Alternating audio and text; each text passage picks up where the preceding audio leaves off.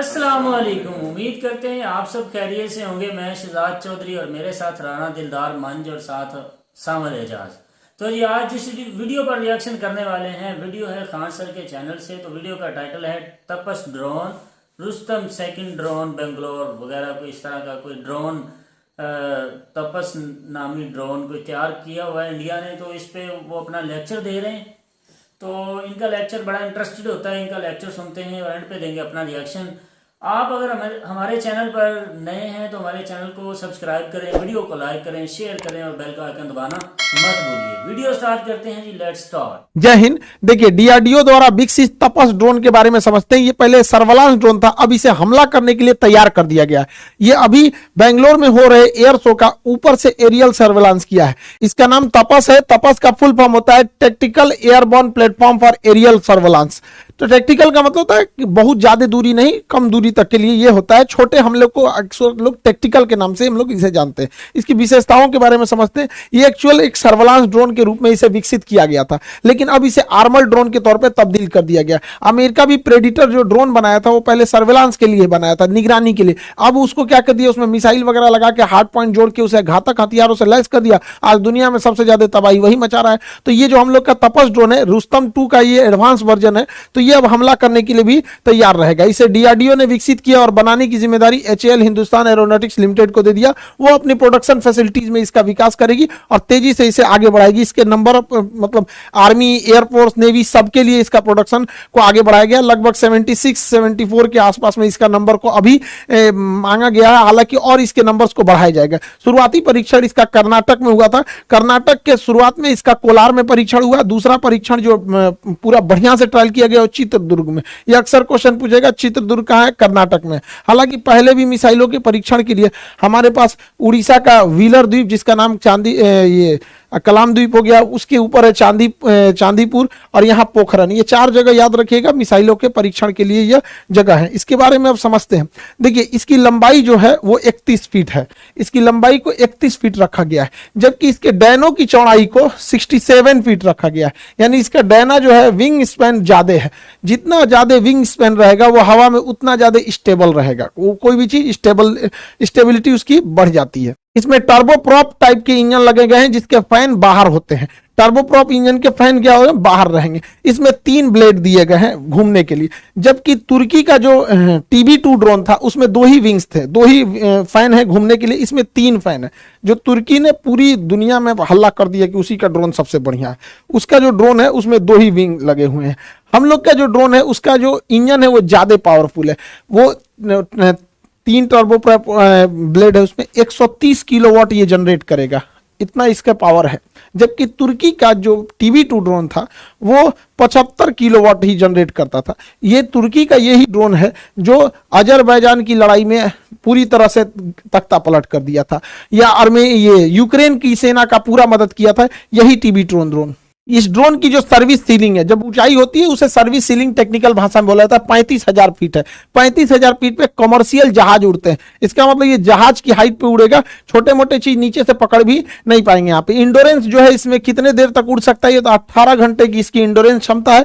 Range जो है ये 1000 किलोमीटर तक जाकर हमला कर सकता है। यहाँ पे इसकी रफ्तार 350 किलोमीटर प्रति घंटा बताई गई है यहाँ पे। अभी इसकी रफ्तार, इंजन और स्मूथ होंगे। इसके खाली वजन, केवल मतलब जो जहाज का वजन है, इस ड्रोन जो है, इस ड्रोन का अकेले वजन 1800 केजी है, लेकिन यह ले जा सकता है 350 केजी का पेलोड। यहीं से इसकी एडवांसमेंट चालू होती है कि 350 केजी के हथियार को ये ले जा सकता है। जबकि तुर्की का जो TB2 ड्रोन था वो महज 150 केजी के ही वजन को ले जा सकता था। 150 केजी में वो 2 से 3 मिसाइलें ही ले जा सकता था, जिस वजह से उसे बार बार वापस आना पड़ता था। दूसरा, ये एक राफेल में मतलब 50 राफेल खरीद, इसको एक राफेल में ये 50 ठो आ जाएगा। और तगड़ा, इतना खतरनाक, जिसका कोई अभी रेट डिस्क्लोज नहीं होता है ये डिफेंस के चीजों की, इसलिए हम लोग इसका अंदाजा लगा सकते हैं, लेकिन ये बहुत सस्ता होता है। इसका रेट अभी किसी को एक्चुअल नहीं पता होता। तो 350 केजी का ये हथियार ले जा सकता है, TB2 ड्रोन से ज्यादा ले जा सकता है। हालांकि तुर्की भी अपने ड्रोन्स को एडवांस कर रहा है। इन ड्रोनों में हार्ड पॉइंट लगाए जाएंगे, 4 हार्ड पॉइंट्स लगाए जाएंगे, 2 इस विंग्स पे, 2 इस विंग्स पे।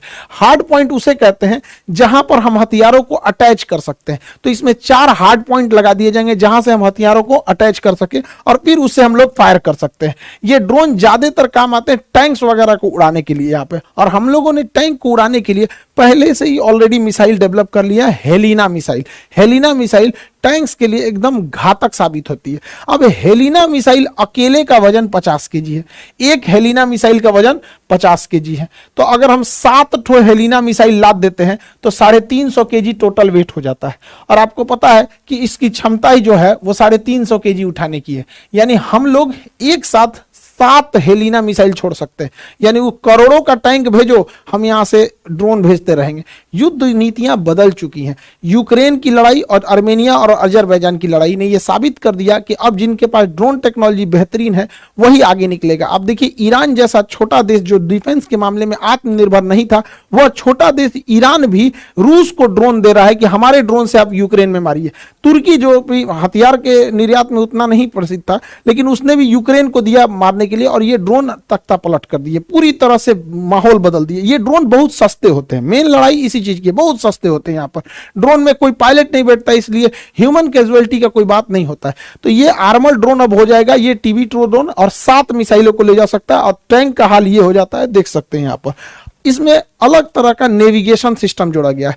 दुनिया के जितने ड्रोन हैं, मतलब ज्यादातर ड्रोन, जैसे TB2 ड्रोन हो गया और ईरान का ड्रोन हो गया, ये GPS का प्रयोग करते हैं, और GPS की कंट्रोलिंग अमेरिका के पास है। तो हम अपना आंख अमेरिका को नहीं दे सकते हैं। तो भारत ऐसा है कि क्योंकि हमारे पास इसरो ने गगन सैटेलाइट सिस्टम छोड़ दिया, तो ये उस ड्रोन को रास्ता दिखाने का काम गगन करेगा। और गगन ऑलरेडी ट्रस्टेड है, हमारी नेवी यूज करती है, एयरफोर्स पहले से यूज कर रही है, जहाज हमारे इंडिया में जितने उड़ते हैं वो गगन को यूज करते हैं, जितने भी ट्रेन्स वगैरह का एग्जैक्ट लोकेशन के लिए भी हम लोग गगन का ही प्रयोग करते हैं। तो ये गगन सैटेलाइट हम लोग का है, तो हमारे इसके ऊपर कंट्रोल है, इससे इसका प्रयोग करना ज्यादा सही है। और ये पूरी तरह से भारत की निगरानी देता है। तो अब हम लोग कहीं पे भी हमला करने के लिए GPS पे डिपेंडेंट नहीं है।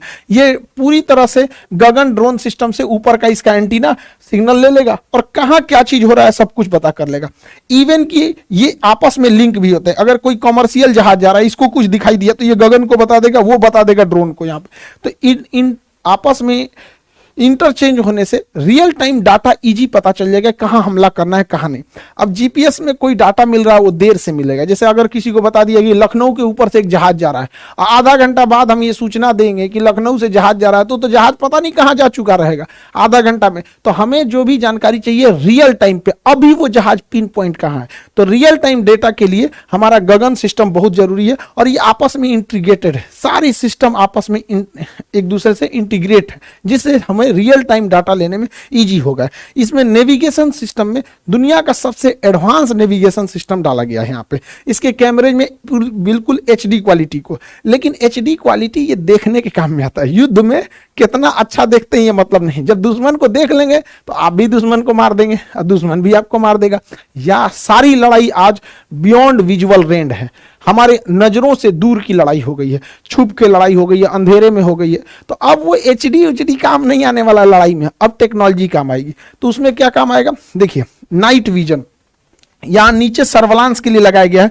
इसमें नाइट विजन भी दिया गया है और साथ में इसमें थर्मल कैमरा भी दिया गया है। देखिए नाइट विजन होता है कि हमें अंधेरे में देखने की सहूलियत दे देता है नाइट विजन, जबकि थर्मल कैमरा ऐसा नहीं होता है। थर्मल कैमरा हम गर्मी को भांपता है, कहाँ का टेम्परेचर ज्यादा है उसको गर्म करके दिखाता है। जैसे ये हिरन है, इनका टेम्परेचर ज्यादा था तो इनको इस कलर से दिखा दिया, बाकी के पेड़ पौधों का टेम्परेचर कम था तो उसको अलग कलर से दिखाया। तो ये होता है थर्मल कैमरा और ये होता है नाइट विजन। अमूमन ऐसा लगता है कि जब नाइट विजन कैमरा ही है तो थर्मल की जरूरत क्या है। देखिए नाइट विजन से अच्छा थर्मल होता है। रीजन क्या है, अगर इन हिरन को ऊपर एगो तिरपाल ओढ़ा देते हैं या चादर से ढक देते हैं, या हिरन के जगह अगर फौजी रहते हैं ढक लेते हैं अपने आप को, तो नाइट विजन उसे नहीं देख पाएगा कि इसके अंदर आदमी है। और यही काम आ जाता है थर्मल कैमरा। अगर आप इनके ऊपर चादर से ढक भी देते हैं तो इनके बदन की गर्मी थोड़ी ना खत्म हो जाएगी, तो ये गर्मी को पहचानता है। इसलिए थर्मल कैमरा ज्यादा अच्छा होता है ये क्या नाम है डिफेंस के मामले में नाइट विजन से। लेकिन कब किसकी जरूरत पड़ रही है तो नाइट विजन में भी देख लेगा, दिख रहा है, थर्मल में भी देख रहा है, एकदम एक्यूरेट पता चल जाएगा। तो ये दोनों सिस्टम इसमें लगा के दिया गया है हमारे तपस ड्रोन में। निगरानी इसके जो नेविगेशन सिस्टम है ये बहुत बेहतरीन है। इसके अलावे अब देखिए हमको जब आसमान में कोई चीज उड़ रही होती है तो हमें चाहिए, थर्मल कैमरा क्या करता है कि छोटी सी छोटी चीजों को दिखाने लगता है कि हाँ मुंह, यहाँ नाक के पास का टेम्परेचर ज्यादा है, हथेली का टेम्परेचर कम है, माथा का ज्यादा है, तो कई कलर से दिखाने लगता है, इससे कंफ्यूजन होने लगता है। इसलिए उससे बेटर है infrared sensor, IR sensor, infrared system. Infrared system में क्या होता है, इसमें कंप्यूटर में सेव कर दिया जाता है कि ज्यादा टेम्परेचर को दिखाना है, बाकी को काला कर देना है। तो अगर इसमें सेट कर देंगे कि 400 डिग्री सेल्सियस को दिखाना है, तो देखिए कोई भी जहाज चलेगा तो उसका इंजन 400 डिग्री सेल्सियस होता है, या इसमें सेट कर दीजिए इसके सिस्टम में कि 200 डिग्री सेल्सियस से टेम्परेचर ज्यादा रहेगा तो ही स्क्रीन पे दिखाना, अदरवाइज में मत दिखाना। तो इसका पूरा स्क्रीन काला दिखता है, इस टाइप का काला दिखेगा। लेकिन जहां टेम्परेचर ज्यादा आया 200 डिग्री सेल्सियस से, तो जहां जहां उसको ज्यादा दिखेगा वहां वहां का डिजाइन बना देगा। तो देखिए जहां जहां टेम्परेचर इसको ज्यादा दिखा उसका डिजाइन बना दिया, पता चल गया इस पूरा जहाज है, बाकी पूरा ब्लैक रहेगा। समझ में आ गया कि नहीं? इसमें देखिए यहां टेम्परेचर ज्यादा, यहां ज्यादा, यहां ज्यादा, यहां ज्यादा, तो उसी हिसाब से बना देगा। तो इसका स्क्रीन है पूरा ब्लैक रहता है। इंफ्रारेड वाले में यही खास है, पूरा स्क्रीन ब्लैक।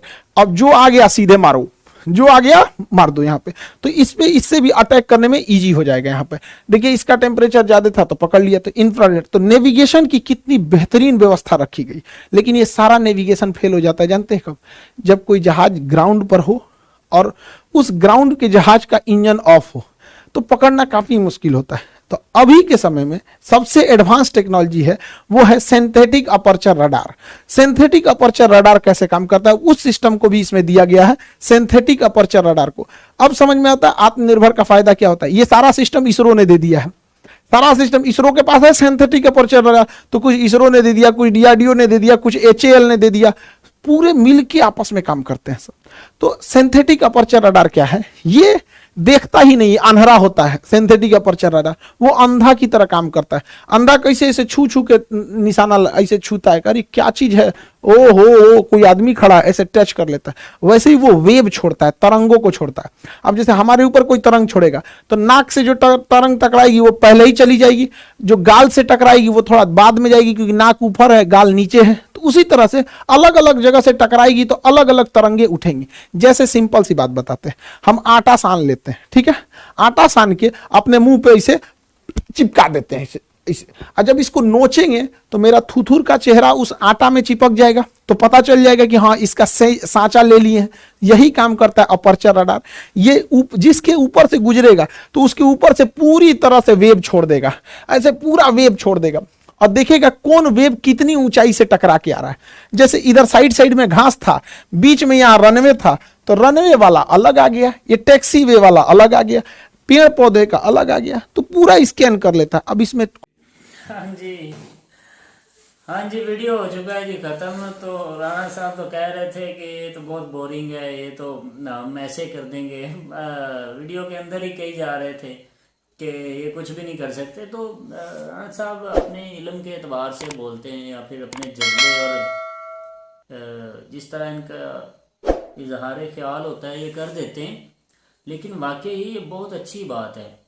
और इंडिया पहले भी इन कामों में आगे है, अपने वो वेपन बना रहा है, अपने डिफेंस के एतबार से काफ़ी ज़्यादा वो काम कर रहा है। अब इतनी ज़्यादा चीज़ें, ये जो ड्रोन, और सबसे अच्छी चीज़ किसी कंट्री की यही होती है कि वो ड्रोन कोई बना ले, और इस तरह का ड्रोन बना ले जिसके अंदर ज़्यादा से ज़्यादा सहूलियात रखी जाएं, और दूर जाकर वो फायर कर सकता हो, दूर जाकर वो अपने दुश्मन को दूर से देखकर उस पर फायर कर सकता हो, या फिर वो अपनी कंट्री से दूर निकल कर जाके अपने दुश्मन को ढूंढ कर उसे मार सकता हो। तो ये जो ड्रोन होते हैं ना जी, वाकई यूक्रेन और रशिया जो रूस है उसकी जो जंग थी, तो मेरे ख्याल में उसमें दुनिया को नज़र आ गया होगा कि आज जंगें वो जंगें नहीं रही। और वीडियो में, न्यूज़ में दिखाया जा रहा था किस तरह करके ड्रोन लगते थे और किस तरह ड्रोन हमले होते थे, पता ही नहीं चलता था। तो गन और टैंक वगैरह ये तो सारे फजूल हो चुके हैं। आगे आगे मज़ीद देखेंगे कि ये जो जंगों का निज़ाम है ये अब टैंकों वाला भी नहीं रहा। बेशक टैंकों एक बहुत बड़ा वेपन है और बहुत बड़ी मशीन है एक दुश्मन के ख़िलाफ़, लेकिन आप देख रहे हैं कि ड्रोन कुछ इस तरह के हैं, वो ढूंढ ढूंढ के टैंक को मारेंगे, निशाना करेंगे।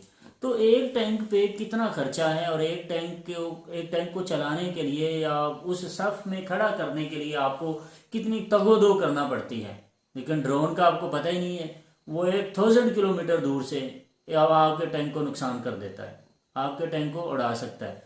तो ड्रोन ही ये, अगर हम ऐसा कहें कि जिस तरह एक इंडियन मूवी है जी बाहुबली, कितनी बहुत बड़ी फौज थी और उस फौज से उसने अकेले ने मुकाबला कर लिया और निज़ाम बदल कर रख दिया।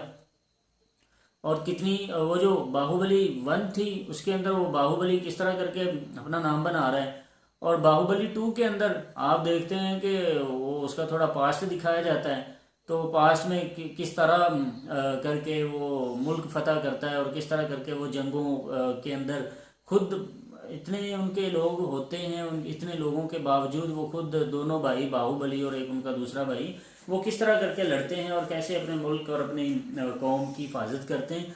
तो ड्रोन जो होता है ये किसी भी सेना का बाहुबली होता है।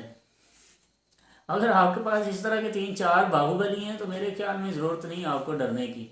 आपके बाहुबली एक 4 किसी का मशरक़ में चला गया, एक बाहुबली आपका मशरक़ में पड़ा हुआ है, एक बाहुबली आपका मगरब में बैठा है, दूसरा बाहुबली आपने बाहुबली ड्रोन की बात कर रहे हैं, तो एक आपने शमाल में छोड़ा हुआ है, एक आपने जनूब में छोड़ा हुआ है। तो 1000 किलोमीटर की दूरी से जब वो अपनी कंट्री की हिफाजत कर रहे हैं और अपने मुल्क की इस तरह हिफाजत कर रहे हैं कि उनके पास जो मज़ाइल हैं या उनके पास इस तरह, अब राणा साहब ऐसी बातों को इंजॉय करते हैं और हंसते हैं और पता नहीं उनके जहन में क्या है।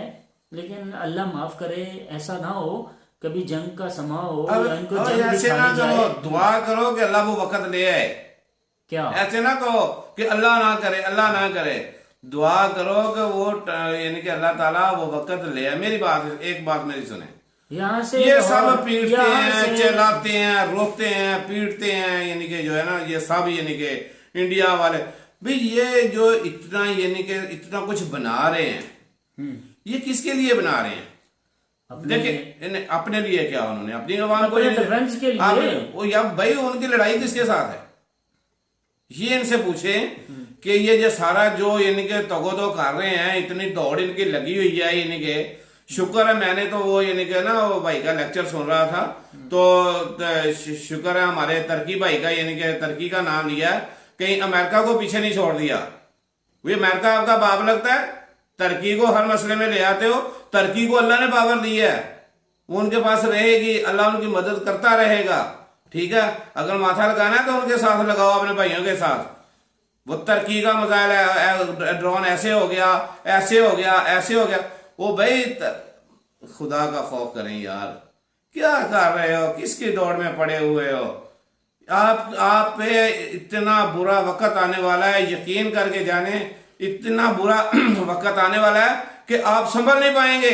आप देखेंगे आपके ये जो छुट्टियां पटाखे यानी कि रखे हुए हैं ना, आपने बना रहे हो या बना के रखे हुए हैं, यकीन करें ये चलाने का मौका ही नहीं मिलेगा। हाँ जी, आया था उनका पटाखा एक आया था, वो देखें इनके कितने वो जो पटाखा आकर इधर आपके करीब आकर गिरा था, और आपके डिफेंस को पता ही नहीं चला कि पाकिस्तान में क्या आके गिर गया है।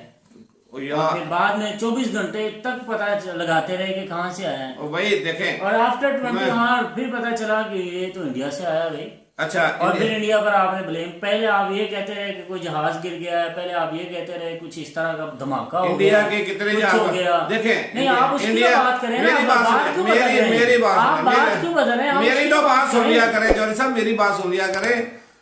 इंडिया के कितने त्यारे इनके पाकिस्तान में आए जो इन्होंने जासूसी के लिए छोड़े, कितने छोड़े हैं? लास्ट टाइम वो मिसाइल आया, जो बाद में इंडिया ने एक्सक्यूज भी किया कि हमसे ये गलती से हो गया, हमने इसके अंदर कोई बारूद वगैरह या कुछ यार बंदा मार के, ये तो नहीं एक्सक्यूज मी, ये मुनाफिकों वाली बातें करते हैं।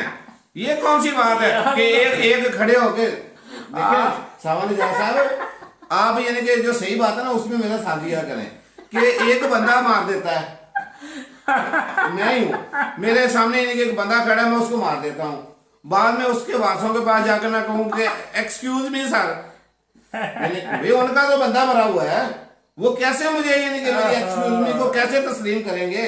ये क्या चला रहे हैं? बात सुनो, ये क्या चला रहे हैं? बच्चे ये क्या कर रहे हैं यार? बातों में नहीं आना, क्या कर रहे हैं ये? सही देखो और सही बोलो, ठीक है ना?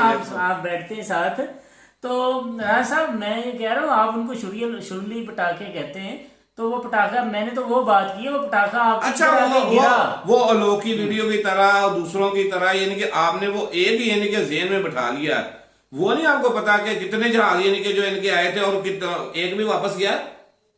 एक भी वापस गया है? अगर आया वापस गया है तो फिर बताएं।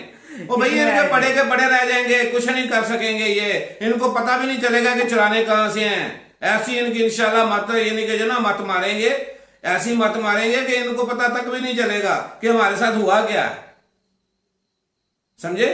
ये जितने मर्जी बना बना के रखते जाएं, जितने मर्जी बना के यानी कि जो है ना अपने यानी कि गैर मुस्लिम भाइयों को देते रहे, लेकिन पाकिस्तान का ये इंशाल्लाह एक बार भी बिंगा नहीं कर सकते। 1000 किलोमीटर ये बना रहे हैं सिर्फ पाकिस्तान और चाइना के लिए। देखिए अगले दिन इनकी वीडियो में देखा था ना कि एक चाइना यानी कि इधर से कर सकता है अटैक, इधर से पाकिस्तान अटैक कर सकता है, और रात दिन तो आपको बगैर तो नींद नहीं आती कि पाकिस्तान ने पता नहीं कब क्या। वही मुसलमान पहल नहीं करता, पहल आप करेंगे, उसके जवाब में हम जो है ना जो करने वाले हैं या करेंगे वो आपको लग पता जाएगा। ये मेरी बात कहीं लिख लें।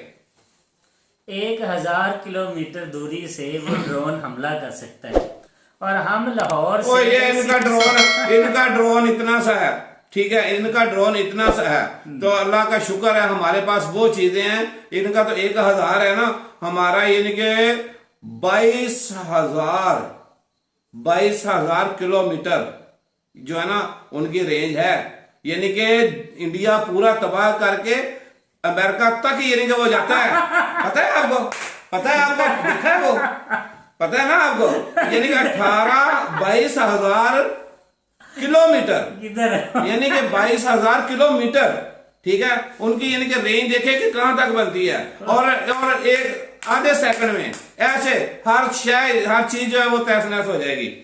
ये पता नहीं क्या बने फिरते हैं, क्या बना रहे हैं, आए दिन यानी कि बयान दे देते हमने वो बना लिया, हमने ये बना लिया। वे किस लिए बनाओ, बनाते जाओ, वो बेकार जाएंगे, आपके काम नहीं आएंगे, ना काम आने वाले हैं।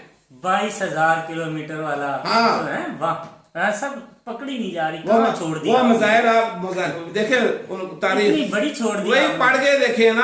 आप तो सिर्फ इंडिया को रिसर्च करते रहते हैं ना, पाकिस्तान के साथ तो आपको बिल्कुल यानी कि लातलकी का आप इजहार कर देते हो। भाई आपने यानी कि अपने भी पढ़ के देखे ना कि इंशाल्लाह ताला के पाकिस्तान को कैसी ताकत मिली है। बहुत कुछ है पाकिस्तान। अब एक डॉक्टर कदीर नहीं जो अल्लाह को प्यारा हो गया है, एक डॉक्टर कदीर नहीं है, हर घर में डॉक्टर कदीर है, हर घर में एक एक दो डॉक्टर कदीर आपको मिलेंगे जो आपका हशर नशर करने वाले हैं।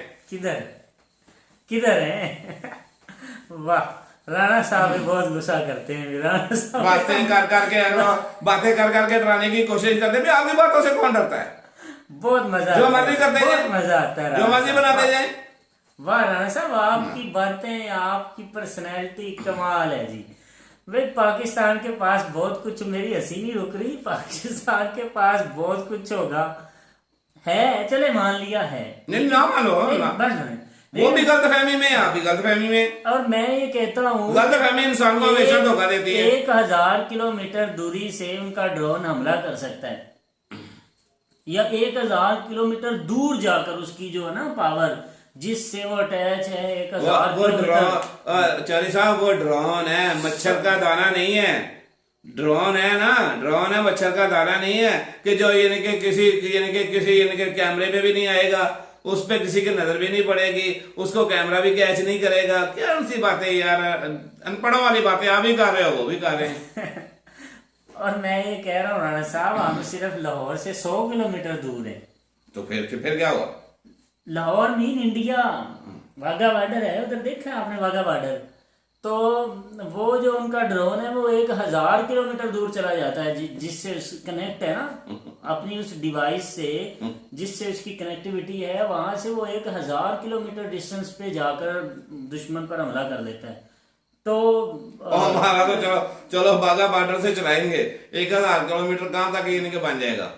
हैदराबाद तक बन जाएगा। नहीं, उसका वेपन जो उसका हथियार होगा ना, एक मिनट, हैदराबाद तक के चला जाएगा। उसका जो हथियार है ना वो 1000 किलोमीटर ट्रेवल नहीं करेगा, वो ड्रोन खुद 1000 किलोमीटर आगे जाके दुश्मन को मारेगा। तो भाई हम तो सिर्फ ये सोच है 100 किलोमीटर इनकी, सोच है इनकी, इनके अंदर की सोच अंदर में रह जाएगी। देखें जी, हम हाँ। 100 किलोमीटर सफर करें इंडिया की तरफ तो हम इंडिया चले जाते हैं। ऐसे ही है हमारे लिए इंडिया, जैसे लाहौर है, जिस तरह हम अपने लाहौरियों बहन भाइयों से मोहब्बत करते हैं, वहाँ हमारे रिलेटिव हैं, वहाँ उनसे जाकर मिलते हैं और बहुत सारे दोस्त अहबाब से मिलकर चिल करते हैं। इसी तरह अगर कुछ प्यार और मोहब्बतों की बातें हों तो इंडिया जाना भी मुश्किल नहीं है, क्योंकि इंडिया भी लाहौर के साथ ही है। और ये जो नफरतें हैं, वो ये जो पंजाबी दिल की वो दूरियां हैं, पंजाबी की क्या मसाला बड़े देते होते हैं, वो जो खरबूजे लगाते हैं तो वाड़ जो करते हैं उनके अंदर क्या उनको बैठाते हैं, चौकीदार क्या इनके रखवाला जो बैठाते हैं, तो मसाल नहीं है कि जो है ना अगर रखवाला ही वो बाढ़ को खाना शुरू कर दे, बाढ़ को खाना शुरू कर दे तो पीछे क्या बचेगा। ये मिसाल को आप मानते हैं ना। इनके साथ वो हशर होने वाला है कि इंडिया की आवाम, इंडिया की सारी जनता सवाए हिंदू के, ये यकीन करे, इसको ये करे तो सही, हरकत करके तो देखें, क्यों नहीं करते भाई। हम तो कह रहे हैं बढ़ाओ कदम, बढ़ाओ कदम, एक कदम चलो, इंशाल्लाह 100 कदम नहीं चलेंगे तो फिर कहना, इनका जवाब पत्थर से नहीं देंगे तो फिर कहना तौबा। ठीक है, कदम बढ़ाओ तो सही। तौबा। ओ भाई कदम बढ़ाए तो सही है। सिर्फ बातों से ना खुश होते रहे, बातें कर करके अपनी आवाम को, अपने इनके जो है ना वो खुश होते रहते हैं। वो प्रैक्टिकल करके देखें साहब, कहाँ से करें तो सही। आपका ज़हन कहाँ से आया है? आपने अपना दिल कहाँ से लिया है? मुझे समझ नहीं आती। अल्लाह ने दिया, ओए भगवान ने दिया। ओए बाजी वाह, बड़ी बातें। तो मिलेंगे जी किसी दूसरी वीडियो में, तब तक के लिए हमें दीजिए इजाजत। अल्लाह हाफिज।